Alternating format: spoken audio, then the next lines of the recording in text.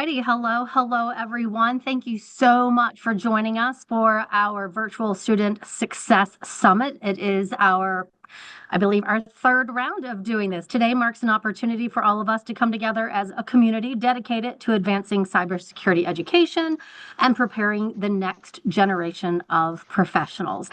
In a field that evolves as rapidly as cybersecurity, the tools and methods we use to teach must be equally dynamic as the field and the industry itself. That's why today's summit is focused on the technology and the people behind the U.S. Cyber Range and the Virginia Cyber Range as well, which offer some very powerful hands-on learning opportunities for students, while very important, user intuitive. They are very easy to use, turnkey solutions for our educators who bring these into the classroom. So whether you're a longtime user of the U.S. Cyber Range or exploring it for the first time, welcome. Today's summit will provide valuable insights into maximizing this platform's potential in your educational environment.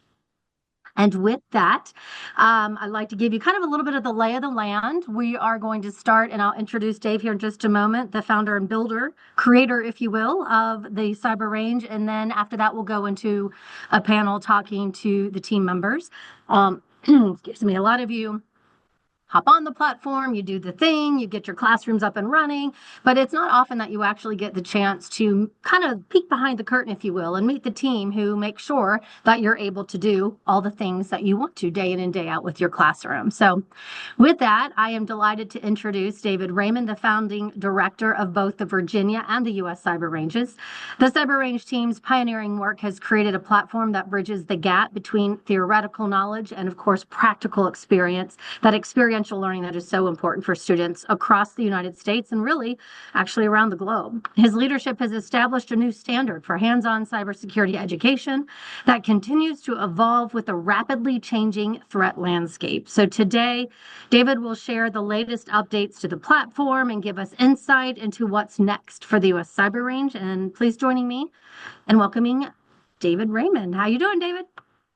Awesome. Thanks, Becky. Well, this is great. I'm glad to see everybody online today. I appreciate the opportunity to just talk a little bit about the U.S. Cyber Range and what we do, and particularly sort of some things that have happened recently with our platform. And then I'll talk just briefly about what we think we have coming up. And we'll get into that a lot more when we start some Q&A, right? So we have some discussion that we're going to have after I do a brief intro, and you'll get to meet the team, and really we'll learn from the people who are actually developing and deploying the platform that we're talking about, right? And that's the team that we have with us today. So again, my name is David Raymond. I'm the Associate Vice President for Security and Identity here at Virginia Tech.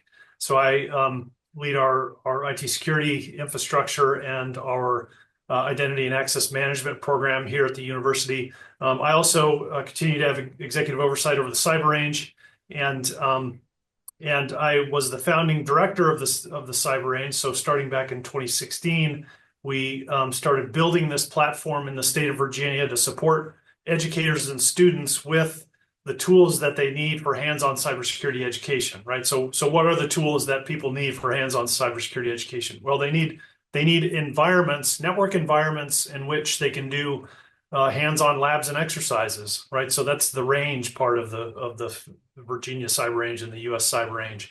It is cloud-hosted infrastructure that is deployed on a per-student basis for them to do their hands-on activities in isolated network environments. And then, so that's kind of the core of things, right? We have to have this platform where students can log in and do hands-on activities. We also have a courseware repository. So if you're an instructor who's going to teach a class in cybersecurity, it sure helps to have some content to back up those lesson plans and those lab exercises and assignments. And if you're teaching a history class or a math class, that stuff is easy to find, right? It's everywhere. You can do a little bit of Googling and find the courseware that you need, or you can call the math teacher down the hall and they'll get you the content they need to teach the class. With cybersecurity, it's a little bit different, both at the K-12 level and at the collegiate level. The cybersecurity education is relatively new compared to lots of other disciplines, and finding good courseware it can be difficult, right? So what we do at the Cyber Range is we provide courseware in a repository that is available to educators and that they can use to teach their class. The courseware is all provided in an editable format. So the idea is that a teacher or a higher ed faculty downloads the content, modifies it to suit their needs, and then uses that content with the students. So it's all editable, provided in PowerPoint and Microsoft Word document format. And it's all got a Creative Commons license, so you can use it however you need to best support your students. And then the third component of what we do, I talked a little bit about the environment. I talked about the courseware. The other thing we do is outreach. Things like this, right? We like to talk to our users, both in these online kinds of venues, and we also get out on the road and talk to people in person. So we've been long supporters of things like the NICE conference and expo that's held every year. That's mostly higher education faculty members. We go to that event. We're usually an exhibitor. So if you go to the NICE conference and expo, you'll be able to find us in the exhibitor area. We'd love to meet the people who use the US Cyber Range. It's great to hear feedback and comments from users and ideas about what to provide in the future. We also are a longtime partner with a NICE K-12 conference. So that's sort of the K-12 version of the NICE conference, right? That's focused on K-12 cybersecurity educators. That's a great population of educators who come together every year. And same thing, right? We are there in the exhibitor area. We've hosted the CTF for that conference. And we love to work with the educators involved in that. And those are just a couple of examples, right? We get out to various functions. You'll see us at some different community college level conferences and other things. So we do lots of outreach. We host some national level capture the flag competitions and other things to stay connected with the community. And we feel that's an important part of what we do, right? The education resources are important, but the outreach is just as important. So I said I would talk a little bit about some sort of recent developments in the cyber range. So I'll talk about just a handful of things that we've developed and deployed recently, and then I'll talk maybe just a tiny bit about what we have planned in the future, and then again we'll get into more of that during the Q&A. One thing we did very recently was we just updated all of our Ubuntu-based environments and courseware, and so that's important because as a educator teaching a cybersecurity class, we know that things move pretty fast, and we've got to make sure that students have access to the latest content and the latest versions of various software that we use, right? So we make sure that we update each one of our exercise environments and the courseware that goes along with it. Each year, we have an annual schedule for when we do that. We just updated all of our Ubuntu-based environments, of which there are, I don't know, maybe half a dozen or so. And those environments all have courseware associated with them. So we want to also update the courseware, make sure the labs work, make sure the labs are updated and correct, in keeping with the latest sort of state of the art in the different things that we're teaching in the labs. Things like penetration testing, vulnerability scanning, password cracking, firewall configuration, server hardening, all those kinds of things. We want to have the latest content that we can. We also update our Kali Linux-based environments on an annual basis. There are even more of those, right? So Kali Linux is a widely used environment, a widely used Linux distribution for folks who do cybersecurity work. And we want to make sure that stuff is updated regularly. One interesting thing to note with our Kali Linux environments, one of them is a Kali Linux virtual machine in the same network as a Metasploitable virtual machine, right? So you have students who can use Kali Linux to do different things to that Metasploitable virtual machine. Metasploitable is essentially a target for vulnerability scanning and penetration testing exercises. And so with that update, we were able to reintroduce a tool called Nessus in that Kali Linux VM, and that's a thing that we used to have Nessus as a tool that was available in that environment. Nessus made some changes to their licensing, and we had to take that out for a while. And we were able to work with Nessus with Tenable, the company that owns the Nessus platform. We were able to work with them over the last few months to get Nessus back into that platform, and we're really very excited about that. If you're I mentioned earlier, I manage the IT security effort here at Virginia Tech, and we use Nessus every day. We do vulnerability scans of devices across our network, and it's a great open source tool. We pay Tenable to use that tool because we get some support out of that payment, but it's an open source and free tool that people can use.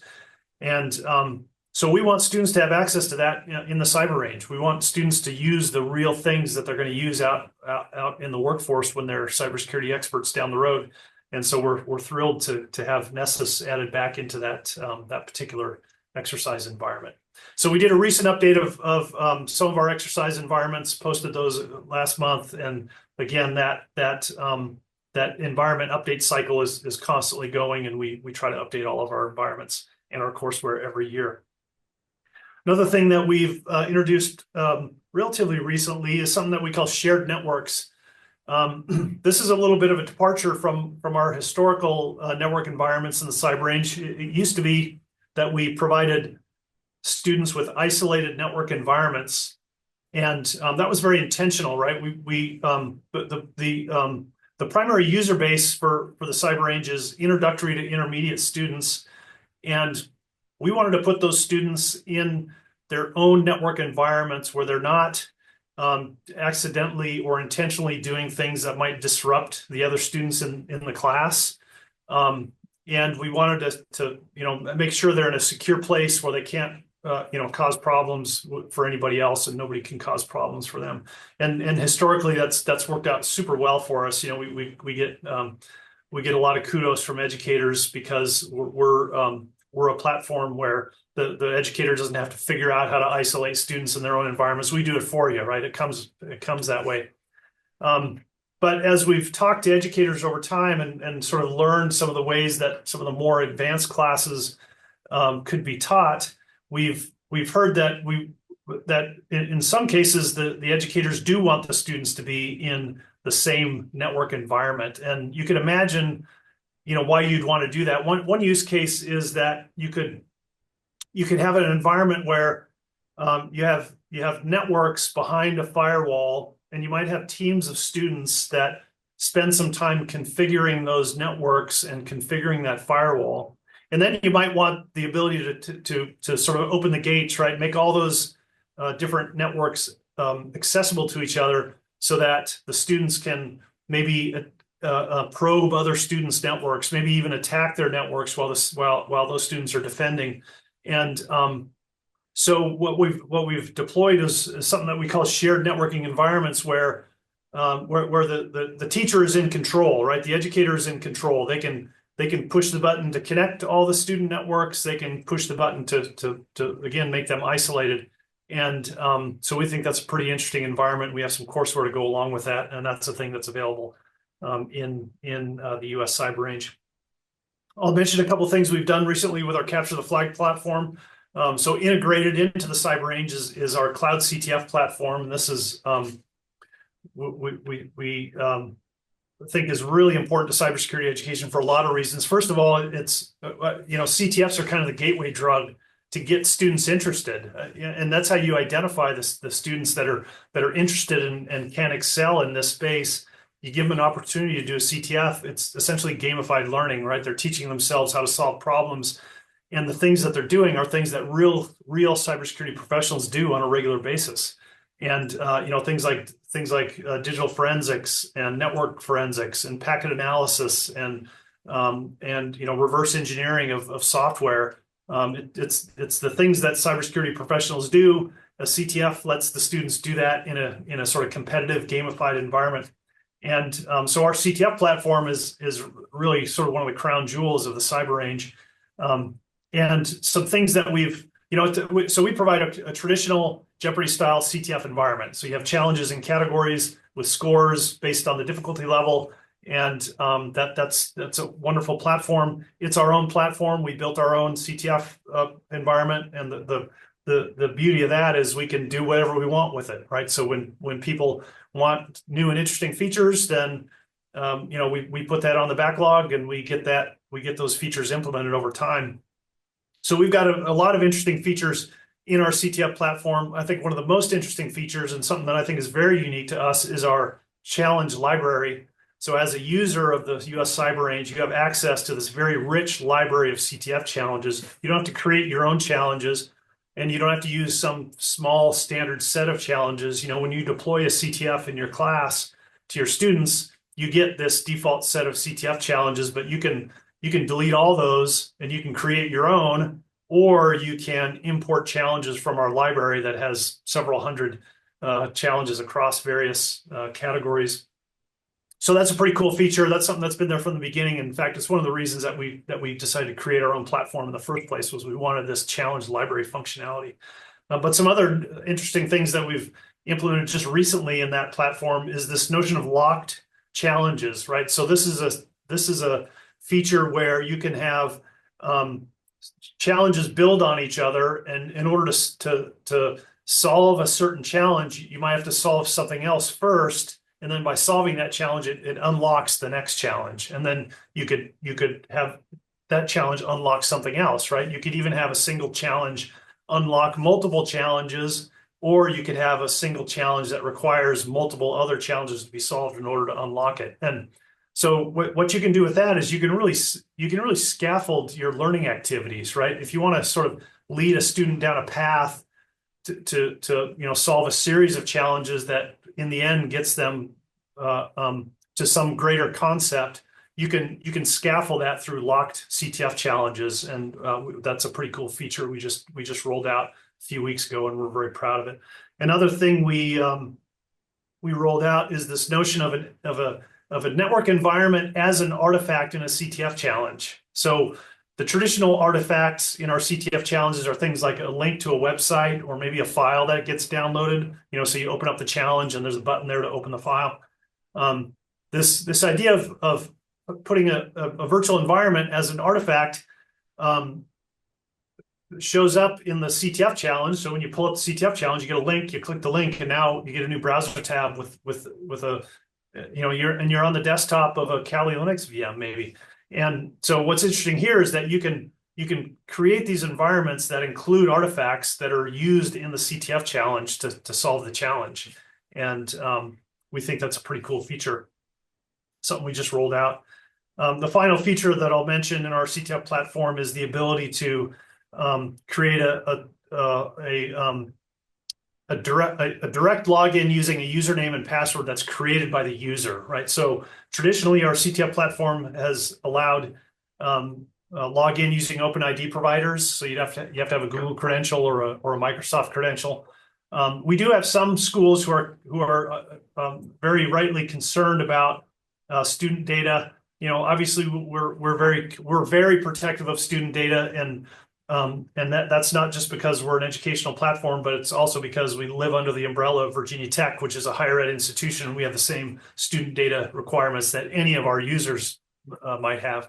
But still, there are some school systems that just don't allow the use of their students' login credentials to get access to any third-party site. And so the way we help with that is we have this function where a student can create their own username and password. And if that's a thing that might be interesting to you, you can contact our customer support team, and they can help you get that in your particular US Cyber Range platform hosted environment. All right, so I'm going to stop talking about what we've done recently. Plans for the future. I'm not going to talk much about this because we're probably already over time, but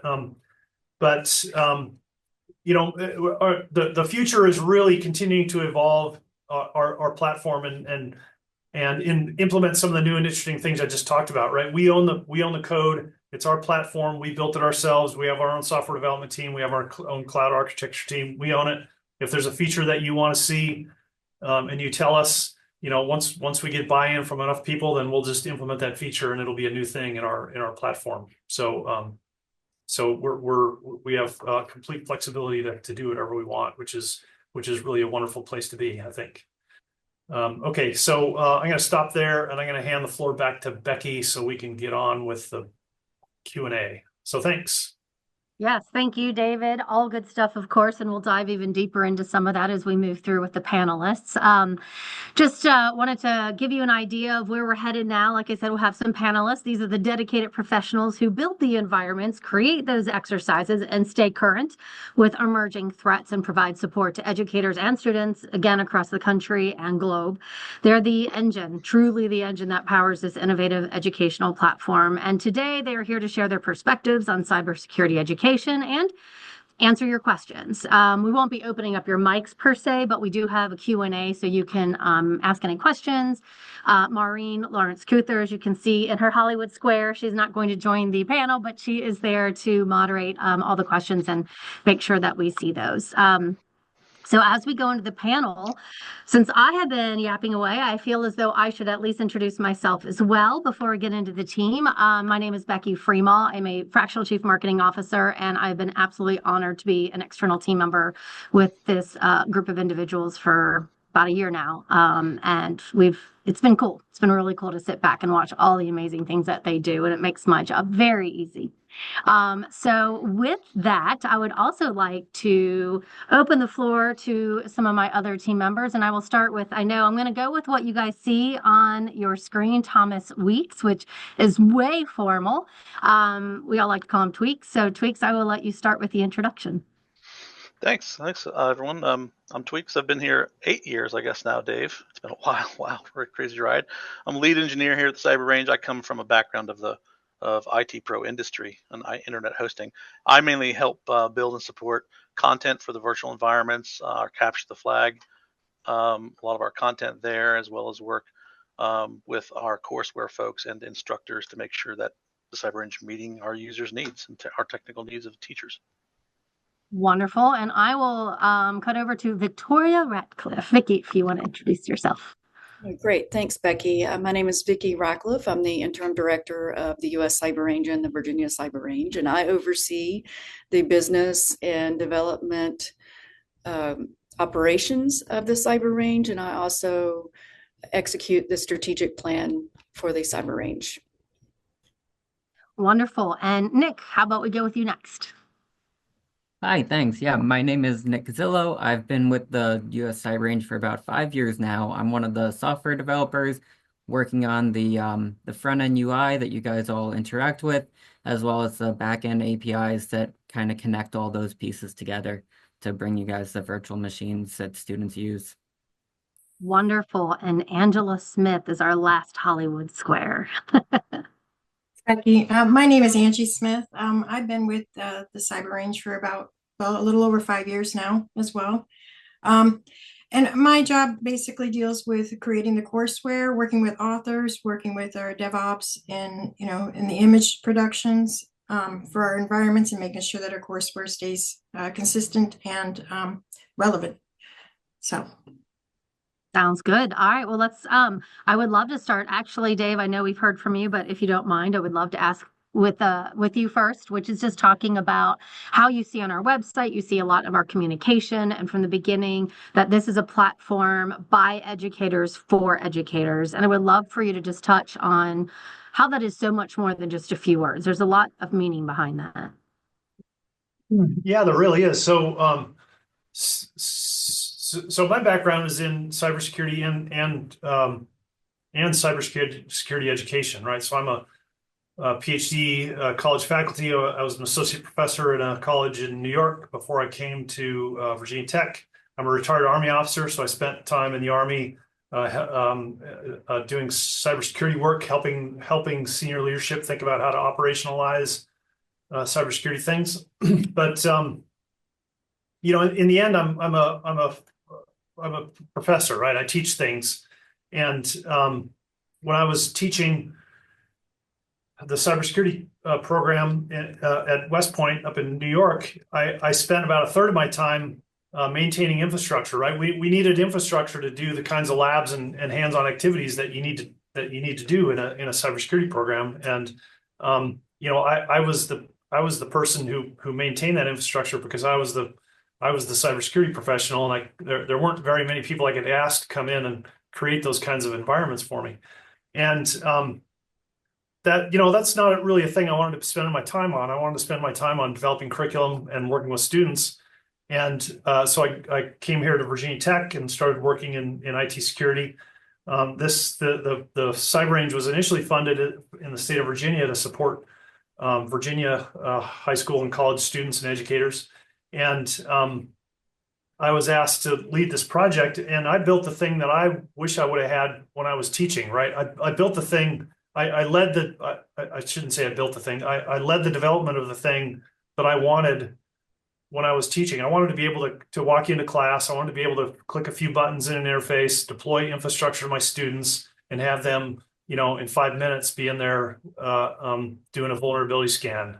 And, that would have taken me several hours to get things set up before. Now a teacher can do it literally in 10 minutes. You can get your students set up. So that's my personal experience, right? When we started the Cyber Range, we created an executive committee made up of higher education faculty members to help us think about the way forward, right? So it's again, this is, the things that we build are based on things that we hear from the education community, and they're directly involved. We have college faculty involved. We have high school teachers involved.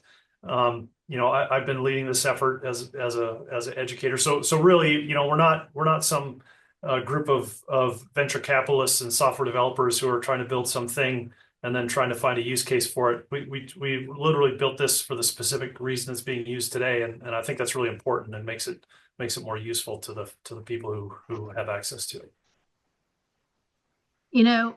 When you talk about educators and the whole by educators for educators and the feedback that we get, we do hear on the concern side, like, oh, I just don't have the time. I don't have the ability to learn one more, at least the bandwidth to learn one more platform. Or we also hear from educators who might be a little timid and think, hey, I'm the authority in front of a classroom and I can't get in front of this classroom and then hank and not be able to do this. And I would love to get some advice from you, Vicki. I would love to start with you on that. Just advice that you give when you're talking to educators and you hear some of their hesitations. What do you share? What would you share with the group today?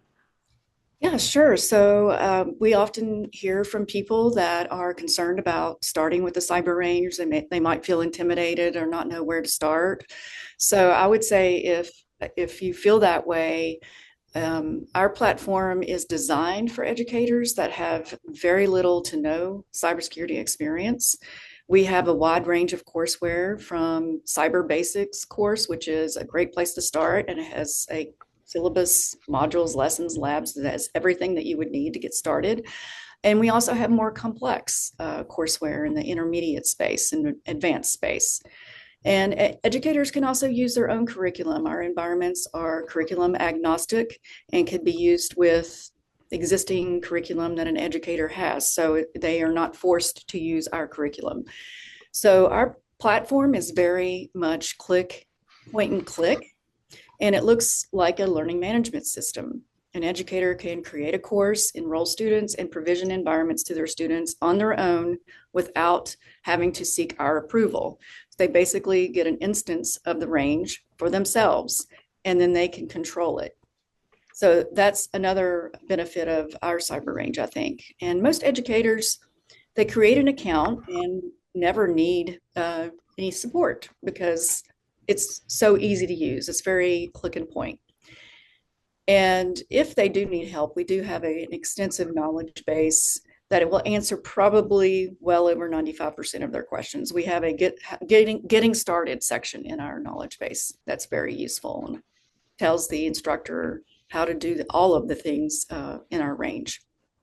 But if they need additional help, we also have support that's available, and we also offer onboarding for our new customers or potential customers, just so they can see how it works and how easy it is. And we do offer demos as well, so that they can actually go in as a student and take some of our lab samples and test out the range on their own, so they can see how it works, how responsive it is. And so we offer a wide range of support to our educators and users. Tweaks, I would love for you to jump in on this too. I think, you brought it up Vicky, about onboarding customers, but of course, say you've been onboarded and you just can't remember the thing. It's not like we're going to leave you hanging to dry. So, Tweaks, I'd love to get Yeah. your thoughts. Yeah, so a lot of our collegiate level educators, they know what they want to do. They just use our VMs and they take their own courseware and run with it. A lot of the high schools are our heaviest users actually, and they're the ones that need a little bit more help. And that's why we have you visit our courseware page, and even you don't have to even get an account. Just go ahead and go to the US Cyber Range and click on courseware. You can see all our courseware, search on different criteria and things you want to teach, or start with cyber basics like Vicky was talking about. And it literally, I mean, cybersecurity is a few sets of specialized tools and best practices on top of common IT knowledge. And that common IT knowledge is probably 80% of what we spend a lot of our time on in the basics. And you've got the slides, you've got modules, and you've got labs all pre-configured. You just download it, check it out, roll it out to your classroom, and you're good to go. So it's a really great way to get started. Tweaks, a question, since I got you all warmed up, I want to follow up with a question, just talking about the process for developing new lab environments and scenarios and how you ensure when you're on the back end building these things that it reflects that current real world challenge. Yeah, so the process for developing new lab environments really comes from what we see as identify as gaps in our knowledge, as well as feedback from instructors. So we like to take real instructor feedback and support requests. I work in support a little bit and kind of supplement them and go between support, our Angie and our courseware, as well as our DevOps folks, and creating the content. And once in a while, if we identify a gap, and I'm an old school Linux author, so I've written a lot. And if we need something, like I've written a couple courses recently that we just published for some of our new VM environments. And so we'll push it out there.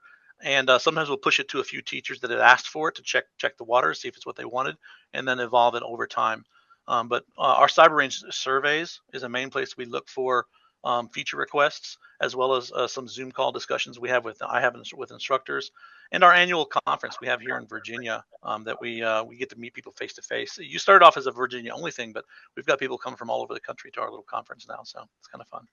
Not little at all. Not little at all. Thank you so much, Tweaks. And, Angie, I kind of want to throw this question also to you, just talking about how you ensure the courseware works in our environments. Yeah, every person on our team, we work, hand in hand. And I do work closely, my team work closely with our DevOps. And when they're producing new images, they do go into a testing environment first, where we proactively test our exercises, our labs against all the, the new images before we put them out into production. Like David mentioned earlier, we have this on yearly annual updating schedule. We're refining that schedule right now. So hopefully pieces of that we can share out. But another thing about our courseware too, for those who aren't familiar on where they need to start and things like that, cyber basics, I also say it is the one to start with. But we do include some mappings for educators on the high school level. We do have the KSAs. We're working on changing that to the new NIST standard with the TKSs. And also we have the knowledge units on the collegiate level that we map to. So that can be helpful in, you're being told that you have to teach certain things. Well, we can help you find them within our courseware pages. So awesome.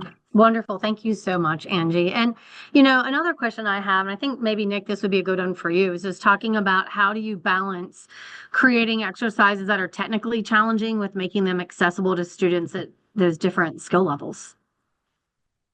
Thanks. Yeah, I think this kind of goes back to, the whole range of catalog the whole range of all the catalog items that we have available for instructors that was mentioned earlier in the introduction. We have everything from the standard Linux that you just get when you do a very basic install, and then we have our newer shared networking environments, those more complicated ones that have that student interacting with other students. We also have those Windows plus Kali combination environments that allow that complicated workflow with those tools already pre-installed for users. So yeah, we balance that by trying to provide a whole range of things available to everyone. Awesome. Wonderful. And when, we're always looking ahead, you have to in cybersecurity and really in life. But when you're talking about cybersecurity education, and what you're focused on incorporating into the platform as we move forward and what the biggest trends are, what would you guys say to that? What are those trends and how are we incorporating them? And so we don't all jump on each other. I'm thinking maybe Dave or Tweaks, but really anyone can jump in on this.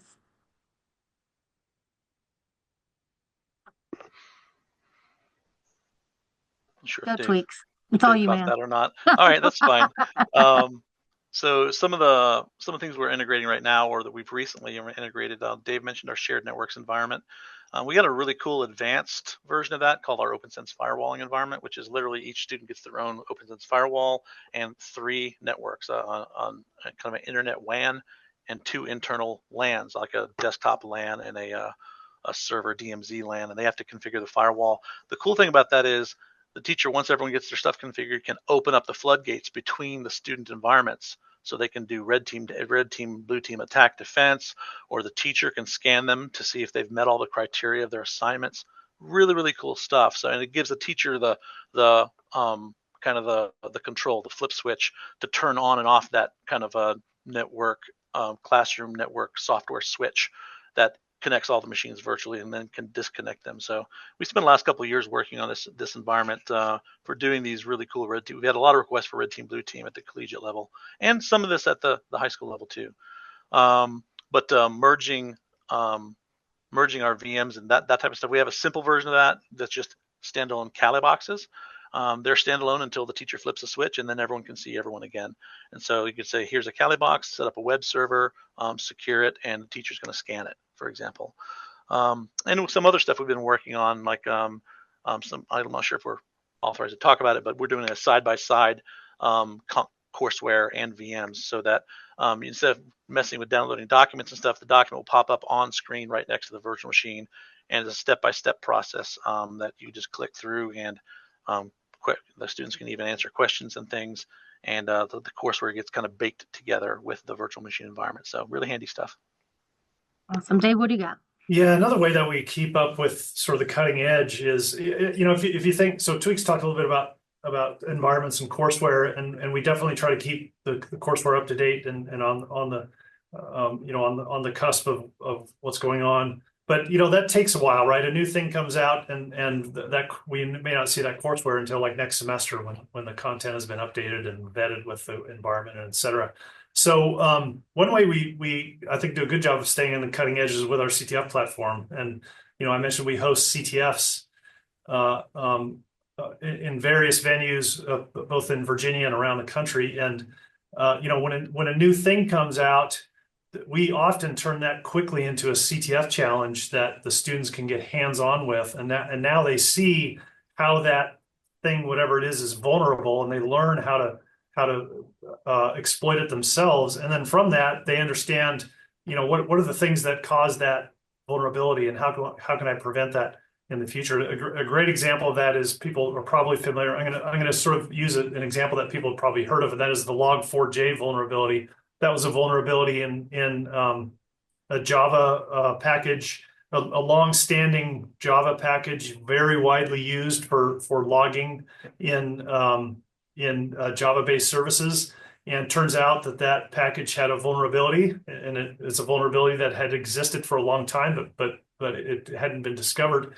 And when that vulnerability was discovered, there were literally tens of thousands of websites around the world that were immediately vulnerable to this pretty significant vulnerability. And we turned around and created a CTF challenge around it that had that exact vulnerability. And so students who played our CTFs were able to get exposed to that. And those are the kinds of things that, again, we create CTF challenges. We make those CTF challenges available in a library that educators that use our platform can get access to. And so that's a thing that you can expose to your students relatively quickly. I would love to hear from you guys too on a success story, just about how an educator used the platform and maybe a particularly innovative or effective way. I think people are always looking for best use cases or new and evolving ways to use the platform. Oh, one thing I had, I worked in support once in a while, and we see weird stuff. It typically comes to me, and so I'll see this weird stuff like, "Hey, I got a teacher who wants to teach malware analysis in our labs." I'm like, "Hey, that's really cool. We don't have any courseware on that." And this one teacher wanted to do it, but it was designed to be run within a virtual machine. You can't, the way our cloud is, you can't run a virtual machine in a virtual machine unless you have specialized hardware. And so we looked at I think it was called Flare VM. Flare VM, you can Google Flare VM, and it's a malware analysis suite. And so we took the install script for Flare VM, which is designed to be run on Hyper-V, Windows Hyper-V, and modified the install script so this teacher could use Flare VM on the range. They just opened a support ticket. We're like, hey, this is cool, new. And I spent a day on it with him. And I stepped him. I didn't do it for him. I stepped him through and kind of teach him to fish. So here's the points of the script where the script is breaking. Here's how we can fix it to work on the range, and got him up and running. And now they're teaching malware on cyber range. And I had another teacher who was using a very specialized commercial digital forensics tool called Truxton. And the NSA and other government agencies use this to do digital forensics on like hard drives of employee laptops and stuff like that, or criminals or whatever. And so, but it's a very specialized commercial tool. We don't have access to licensing. He did, but he needed some specialized drive arrangements set up for him on a Windows platform. So we worked with him and customized some Windows environment just for his forensics environment. And he's been using that now for, I think, 5 years. And so, and he has all kinds of people from the feds and various three-letter organizations that use them. So really cool stuff, kind of cutting edge. So if you need something special, just open up a support ticket and just ask us, and we'll try to get you going. That's so cool. Vicki, I think I recall you talking about a neat story out of with a professor from UVA. Yeah, so one unique way our cyber range has been used is we have a University of Virginia professor that used our CTF platform as a final exam for her course. And it was very popular. She said her students loved it. It was the best exam they've ever taken. And I believe she pulled in, she had, of course, the topic areas from her semester-long course. She pulled in the relevant CTF challenges from our library that Dave has talked about.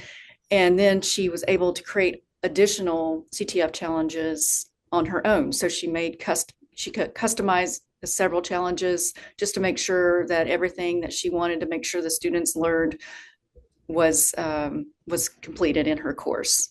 So I thought that was a very unique way of using our cyber range. And how often do you have students come up and thank you and tell you after a final exam it was fun? Usually those don't go in the same sentence. My next question, and maybe Dave, this would be for you, is just some of the common challenges educators face when implementing the cyber range, and just how the team overall helps to address those issues. Yeah, I don't think educators have a lot of challenges, right? Vicki mentioned we built this thing really to look like a learning management system, and that's a platform that almost all educators use, right? And so the notion of getting an account as an educator on a learning management system, and then what's the first thing I do? Well, I create a course, because that's the thing that's going to host my course content. And then the next thing I do is, well, I have to enroll all my students, and that's you can in our platform you can upload a file with student names, email addresses. You can add them one by one. There's multiple ways. We have a Canvas integration, so you can add your class through the Canvas platform. And then the instructor deploys the virtual environments that they need, that the students are going to use, and the educators have complete control. So we intentionally made it as easy to use as possible, and that was really very selfish, because when we originally started building this back in 2016, we had a small team of people. At the time, we had 4 or 5 people working at the cyber range as we were building out the team. But we had hundreds of educators across the state of Virginia that were going to use this thing, and we just could not hold everyone's hand to make it so that they could use it. We needed to make it easy to use. We needed to give them as much control as we could. We didn't want to be responsible for deploying. A lot of cyber ranges that you use, you have to communicate with somebody on their staff who's going to deploy your virtual environments for you. We just couldn't afford to do that. We had to put it in the hands of the educators, and that's worked out very well for us. We do have a great customer support team, and the customer support team is they're really good. It's a combination of full-time folks who work at the Cyber Range and Virginia Tech students who are student employees. We love that combination because it gives the students some insight into how to be a future IT professional when they're working for us. They get to learn some cybersecurity stuff along the way. But of course, they're not going to have all the answers, especially some of the advanced stuff that Tweaks talked about. So we always have an escalation path, so that we have our software development team. If something is broken that needs to get fixed, we call Nick and his folks, and they come in and help us fix it. If we have an environment that's broken, we have our cloud architects come in and help fix that stuff. And if it's some off the wall request that an educator has, then we refer him to Tweaks, and he's kind of the resident expert for helping make sure that the educator gets what they want in the end. So I think folks don't have a lot of challenges using us, but when they do, by God, we have a lot of people who can help them out. I hear a lot of times too from professors who talk about how, at the very beginning, it's all there for you. Just use what's in front of you. And then as you get more used to it and you warm up to the platform, you can really start to customize it and build it to your needs. And as educators and students move through that process, I'm sure they then have feedback on, hey, once they get confident, they're like, hey, maybe we could do this. Hey, can we do that? Let's tweak it this way. Tweaks. Let's tweak this. Let's tweak that. Sorry. Nick, I think a question for you, and maybe Angie, I'd love for you to follow up on it too, is just talking about the feedback you get from educators and students and how that actually truly does influence your development priorities. If Nick, you want to go first? Sure. Yeah. So one thing that we do is at the end of each semester, we have an instructor survey that we sent out, and I think they've been doing this for a while, but recently, last semester, we were asked to integrate this instructor survey into the actual UI so that when instructors are logging in at the end of the semester, they get this notification and they can see that, hey, we value your feedback. Please provide it. Here's an easy way to do so. And so we're working through the process of improving that experience, trying to reduce any friction to encourage instructors to provide more feedback to us. We have planning meetings at least annually where we discuss like large projects that generally a lot of that comes from these instructor surveys. And then along the way, we also have our wonderful support team that when instructors reach out with hey, I noticed this bug, or I have this suggestion, and if the development team, we weekly talk about various requests, various ideas, and if it's a small enough thing that doesn't need a large project or epic amount of development time dedicated to it, then we'll sprinkle in some of those feature requests and definitely the bug fixes throughout the year and try to continuously deliver those improvements to the instructors.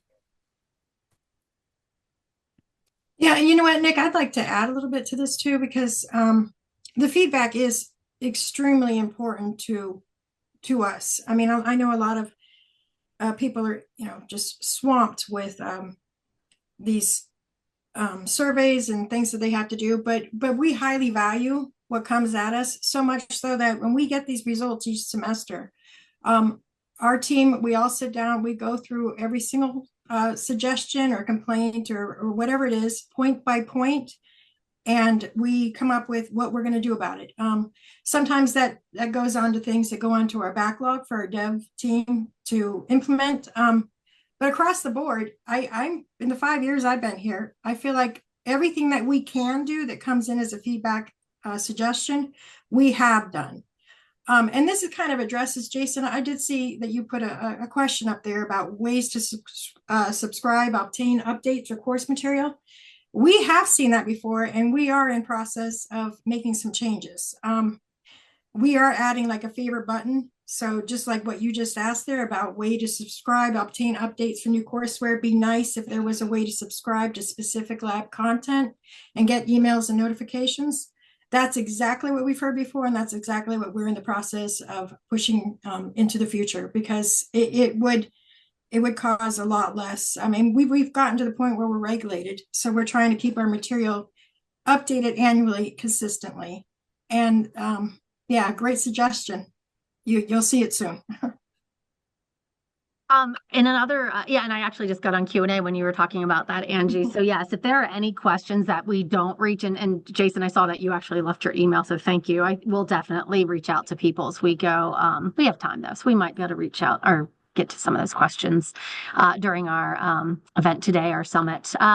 Nick, a quick question for you. Maybe Dave, you might want to jump in on this too, which is just what's something about maintaining and developing the platform that might surprise people who use it regularly?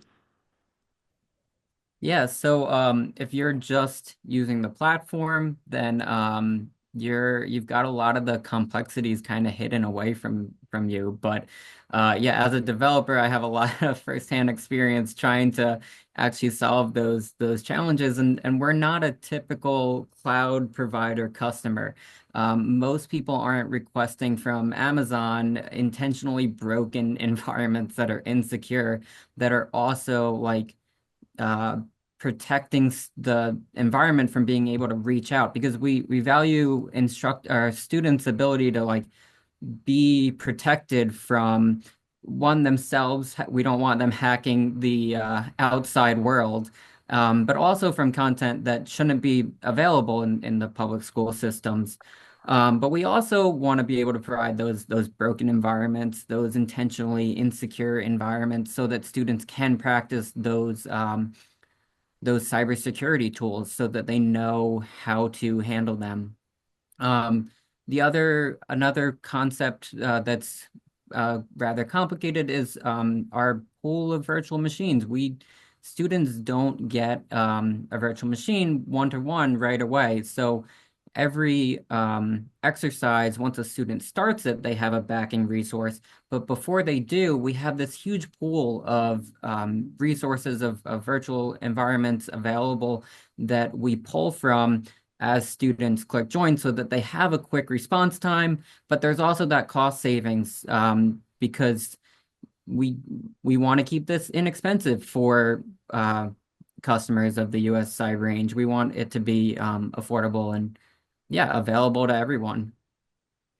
Do you have anything to add just on that whole developing and maintaining it to keep it up to date? And I don't know, I just think it's kind of fun from people as they're using it day in, day out. They don't realize some of the little small like tweaks, and I can't help myself, tweaks. That's just the word I use. I get that a lot. I tell you, Nick mentioned the pool of VMs that are backing the student user experience. We've done. People think of an AWS service as being potentially very expensive, right? It's if you're familiar with how cloud costing works, you know that VMs, even relatively small footprint VMs, if they're running all the time in the cloud, the costs add up really quickly. And if you multiply that VM across your classroom of 30 students, then it could add up. We are ninjas at saving costs in the cloud. We have done things that you wouldn't even think of. I mean, it's pretty impressive. But the goal has been to make this a cost-effective solution for educators. We don't want it. We don't want to make it too expensive for people. We make it cost-effective, and we've been pretty innovative in that regard. So I think that's pretty interesting. Awesome. And, I think just high level, Dave is our founding director, Vicki is our current interim director. I'd just love to hear from you guys on how you see the platform evolving to meet the changing needs of cybersecurity education over the next few years. And I also know you don't have an 8-ball or crystal ball or whatever, so we don't necessarily always know it's coming. So how do you stay ahead of it?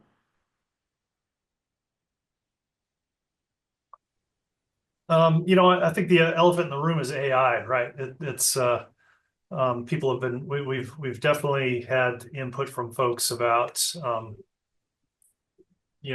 do we do do the cyber range but for AI, or how do we include AI topics that are relevant to cybersecurity in some of our labs and activities. And so me and Tweaks just had this conversation the other day about some CTF challenges. I mentioned before that CTF challenges is one way that we stay on the cutting edge. And so we've got a team of CTF challenge developers who are these are grad students at Virginia Tech, and those are the people that are like the best in the world for creating CTF challenges, because they're the people who consume them, and they're the people who develop them. And they're right now working on AI CTF challenges.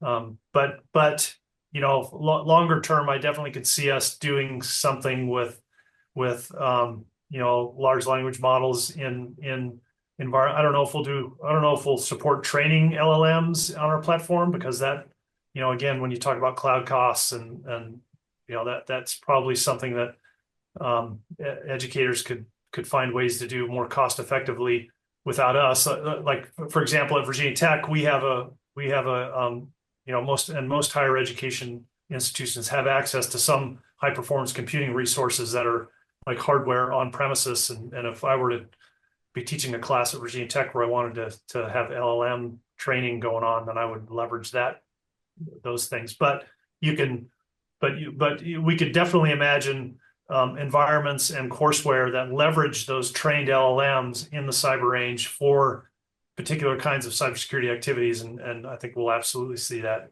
in the future. It's just a question of when we get that kind of content built into our platform. Yeah.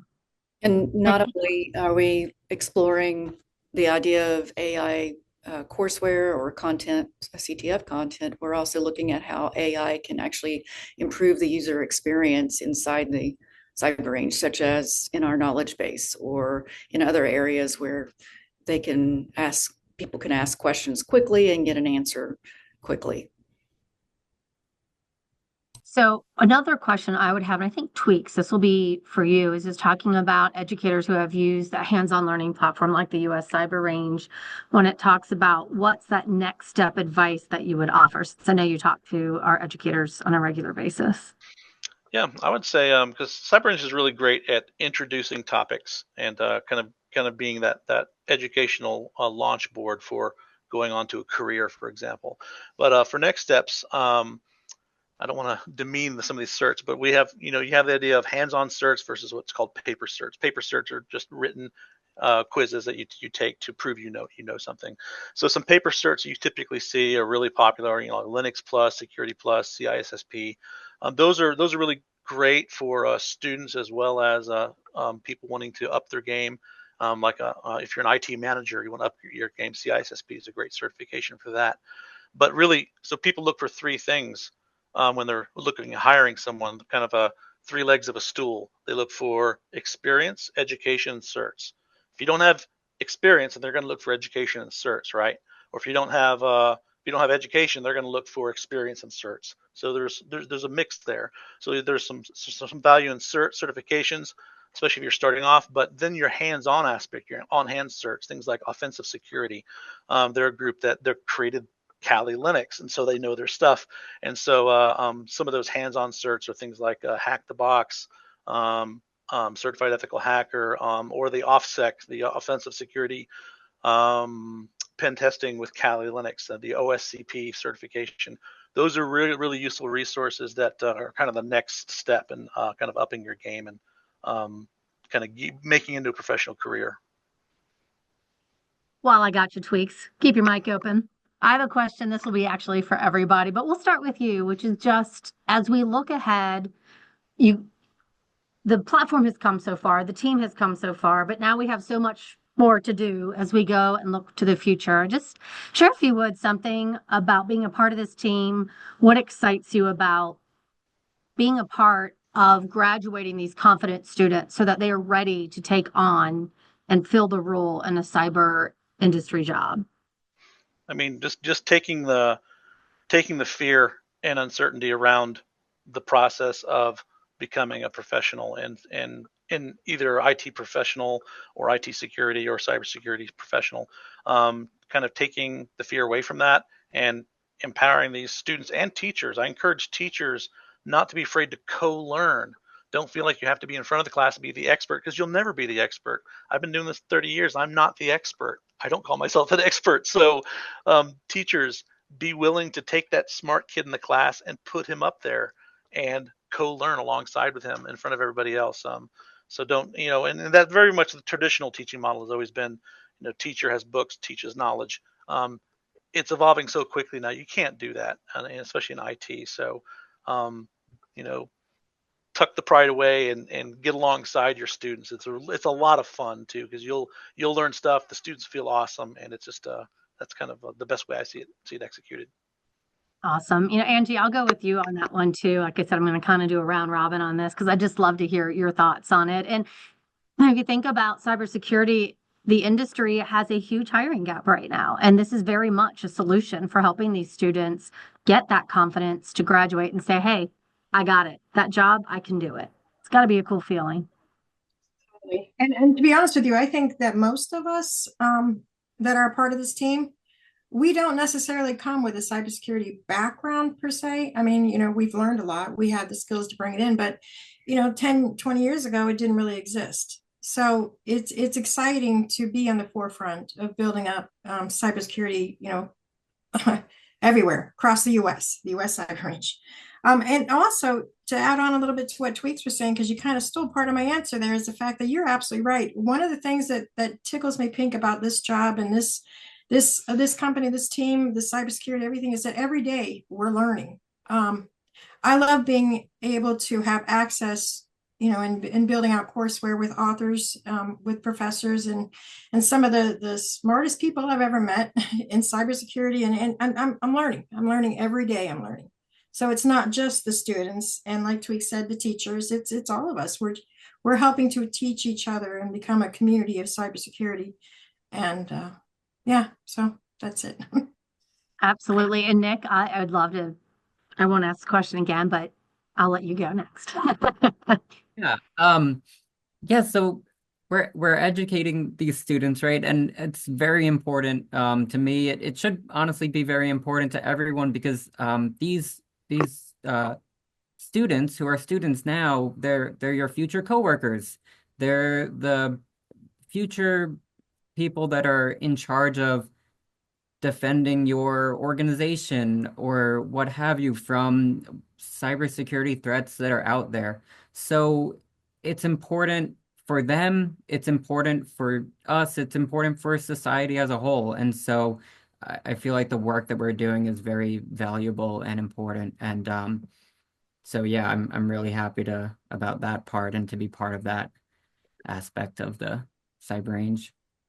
Wonderful. And Vicki, as the interim director of the Cyber Range, you do not have an easy job.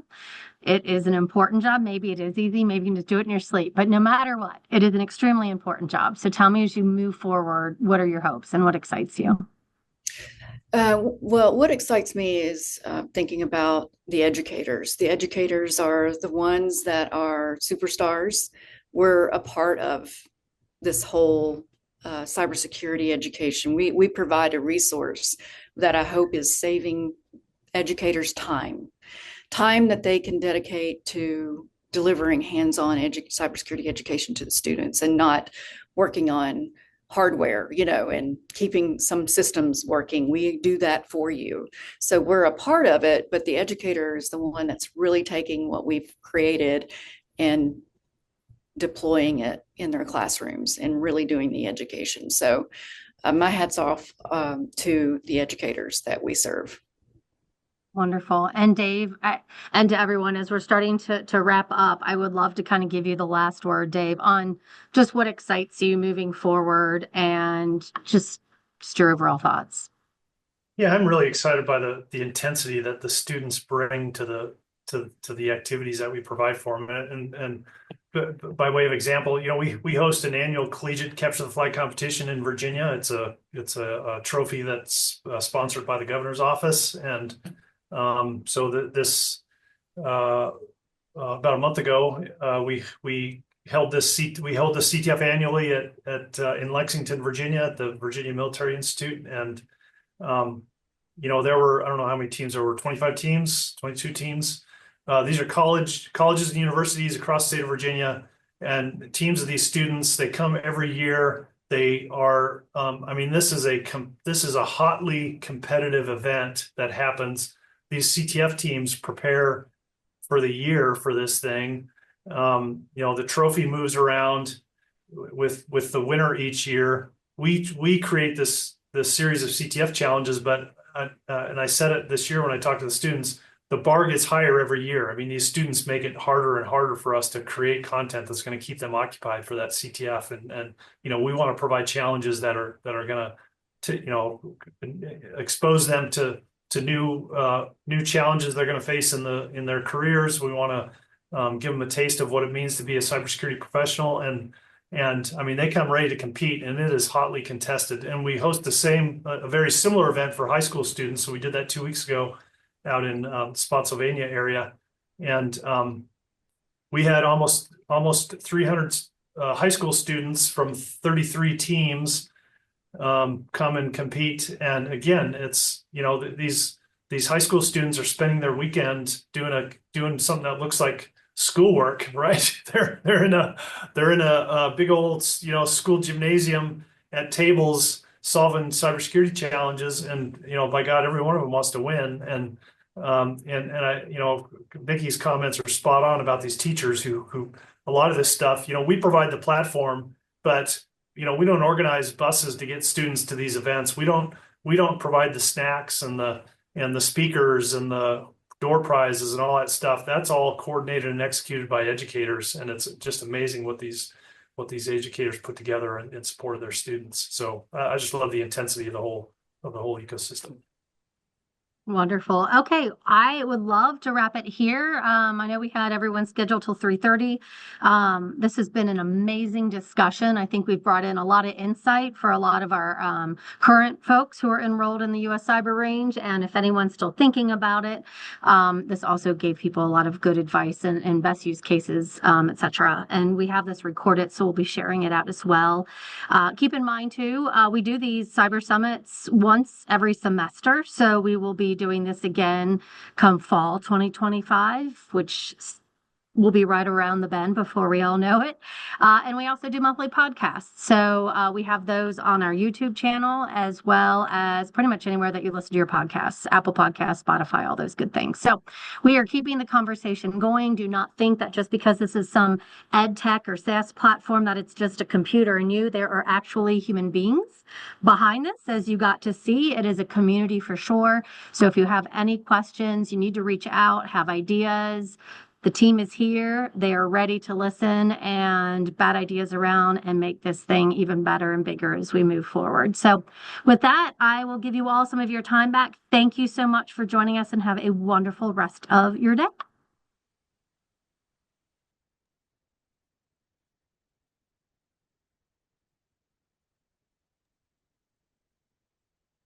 It looked like there was a question about a VPAT that I can answer.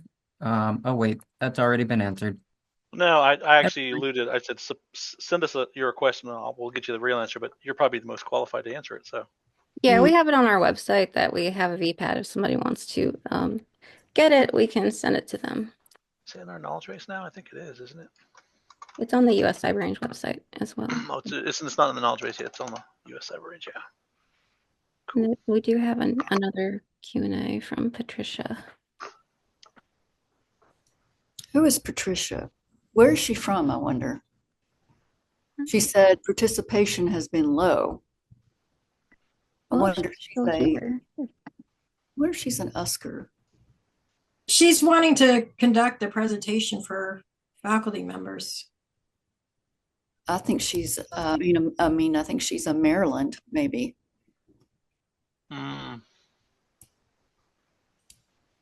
Oh, that's interesting. And we probably need to show her some of the videos we have.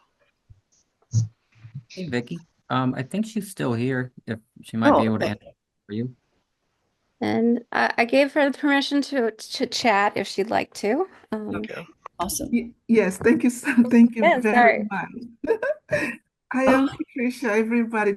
This has been a wonderful session. I learned so much. And I love this resource, the Cyber Range platform. However, I wish to conduct some presentation before the educators, the faculty members, to get them more interested in using this, to get them to try it. So I was wondering if there's something you have that can be helpful. So I can just conduct a presentation and say, here's this wonderful resource. Here's what it's about. Here's what it can offer. I do have some instructors using it already, but it's not enough. That's what my question was about. Thank you. Are you with the Maryland Education Cyber Range? I believe you are, correct? I am with Prince George's Community College in Maryland. Yes, Prince George. Tweaks, do you have a suggestion? We have a number of videos. If you just go to YouTube and search for Cyber Range, I think it's a Virginia Cyber Range actually. We've got tons and tons of little snippet videos, as well as longer, like hour-long videos and targeted at teachers, kind of like a good lunchtime resource, 30 to 40 to 50 minutes, and that can answer any topic, any category, or just show them what it looks like. So we've got a whole lot of a really fun way of getting folks into the range is using the CTF, which is a gamified instruction, really, where you can use the CTF system, capture the flag. It's a Jeopardy style game, and some people use it to actually educate. Some people actually use it for their quizzes.